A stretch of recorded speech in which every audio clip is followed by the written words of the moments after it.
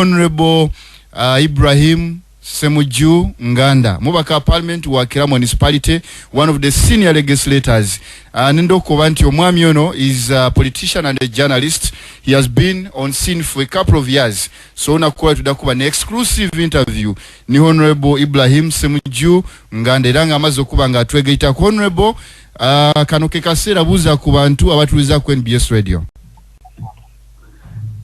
Basewo ne banyabo abawuliza NBS Radio balamusiza mu linnya lya Mukama Katonda w'ekitiibwa. Assalamu alaikum wa rahmatullahi wa barakatuh. Abeekyaba batubidde. Amina. Tusanyusa okubanga tukufunye olwaleero. Tutandikirewo Honorable olunaku olwa yesterday twalabye amawulire Uganda yonna ng'ate wezoba ne polisi. Gwe kyogamba nti wabadde ng'ogenze kukubaganya kubeera mu kugabanako wamu ebirowoozo n'abantu abaakulonda oba abatuuze b'e Wakiso ku nsonga eza NEMA. NEMA egamba nti ensonga gy'eriko eyesingira ddala okubeera enkulu okutaasa obutonde. Is the approach wrong eya NEMA oba kye bakola kye kikyamu? Okusooka nabadde ngenze Kasokoso kusisinkana abantu b'e Kasokoso. Abantu b'e Kasokoso nga tuli wamu n'omubaka Ronald Balimuwezo akiikirira abantu b'e Nakawa. NEMA bw'emala okumenya abantu b'e Nansana n'etiisatiisa okujja okumenya abantu abali mu ekiko ndowooza mu Lusoga bakitegeera bayita ekyakinawataka. Amanye Kampala okuva wansi we Nabisunsawo n'oyita ku Wembule n'ogenda wansi we Butabika Luzira ng'abantu NEMA beetiisatiisa okumenya obagattagatta bayinza n'okubawera emitwalo 3. Kakati abantu abo ne tubayita tubanyonyole kije kukola etteeka kye ligamba. Etteeka eriteekawo NEMA ligamba NEMA kuwandiikira ekiwabulwa kye bayita restoration order ng'egamba kyawo olivaawo bw'oba waali wamerangawo ebitoogo wamerewo ebitoogo neekuwa ennaku 21. Etteeka lye limu ne ligamba nti bwe ennaku 21 bwe ziggwawo mu nnaku 3 eziddako weekubira enduulu mu kakiiko ke bayita tribunal gy'otwala ensonga zo ne ziwulirwa. Ekyokusatu, buli district nga Jinja nga Iganga eteeka okubeera n'akakiiko ke bayita environment committee akatunuulira ensonga ezo. Kati NEMA bwe yamenya abantu b'e Nansana nga bwe mwabalaba e Nabweru mu Lubigi yabamenya tegoberedde etteeka ate n'etiisatiisa abantu b'ewaffe. Kati ab'ewaffe tuteekwa osomesa tteeka na kubabuulira nze Honorable Balimuwozo, Honorable omukyalo wa Wakiso, Bet Eso Nalwima ne Road Mayor Ssaalongo Erias Lukwago tukutte kkubo ki okubalwanirira okulaba nga tibamenyebwa.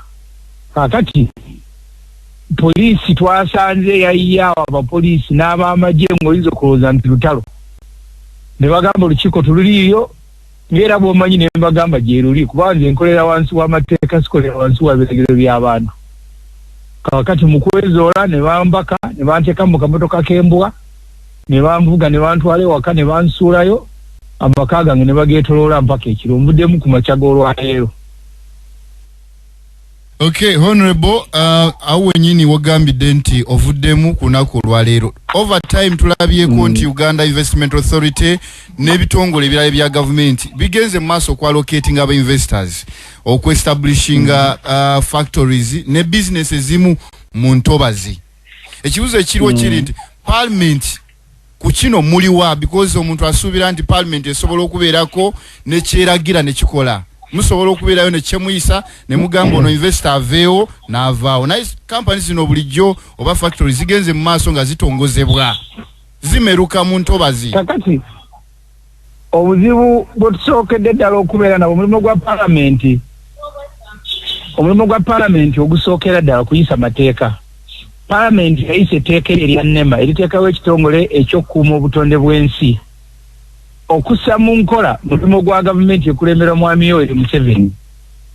Mwami Museveni n'akola ebizibu bibiri. Ekizibu ekisooka ye n'ebitongole bye ebikuumaddembe poliisi ne beebakira ku mulimo mu bitundu ebimu abantu ne bagenda mu bifo by'entobazi ne basengayo kati emyaka 4 Museveni agamba nti muveeyo. Ekyokubiri bwe bamala okukkiriza abantu ne bagenda ne basengayo ne basalawo okubasengula nga tebabaliyiridde nga bwe kiteekwa okugobererwa.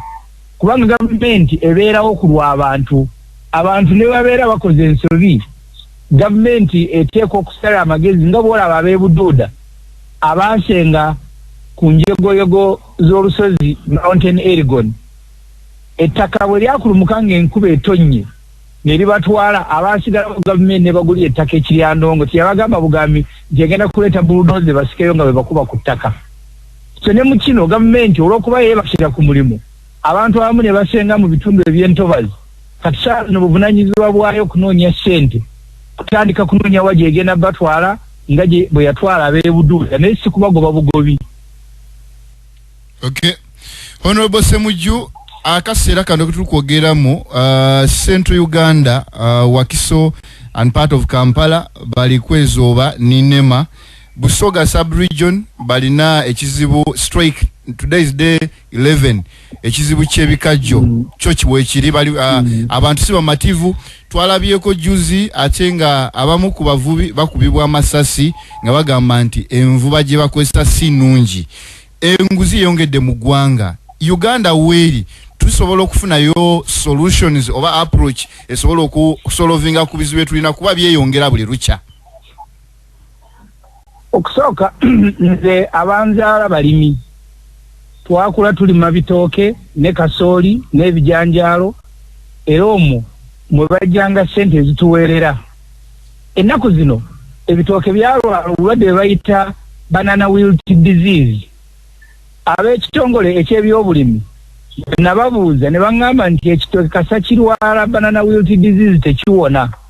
Bwe bw'olaba endagala nga zitandise okwengera, tosalako busazi ndagala, oteekwa okufuna nkumbi n'osigulayo ekitooke kyonna n'okikuba ku ttaka kubanga kigenda kulwaza ebirala.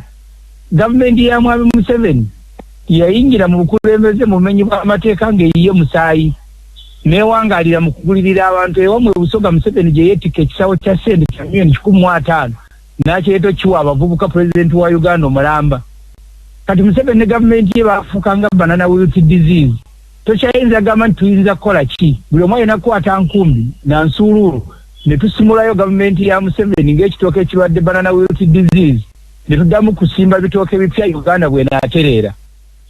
Honorable Semujju, Parliament gy'otyamamu ey'omukuzo gw'ekumi Abanayuganda bagire mu maiso kuba nga bakinka ensingo ku Parliament y'engeri gy'etambuzaamu emirimu.